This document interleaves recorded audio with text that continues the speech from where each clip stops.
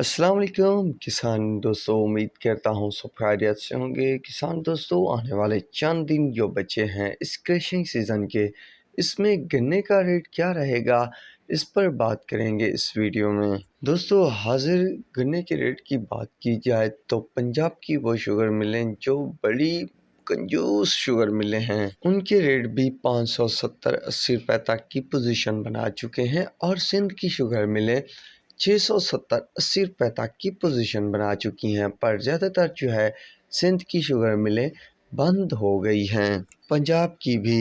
पर जिन दोस्तों का गन्ना बचा है तो उनकी तरफ से पूछा गया है कि गन्ने का रेट क्या कम होने वाला है या बढ़ जाएगा। दोस्तों, कभी कभार तो इस तरह की सूरत हाल देखी है, चाहे एक मिल भी चली तो उसका रेट बढ़ता ही बढ़ता चला गया जेडी वालों की तरफ से। और ऐसी सूरत हाल भी देखने को मिली है कि रेट जैसे ही एक दो शुगर मिलें बाकी बची थी तो रेट पूरा जो उन्होंने पहले मुकर्रर किया हुआ था उस पे आके टिक गया, एक दो दिन फिर से रेट बढ़ गया।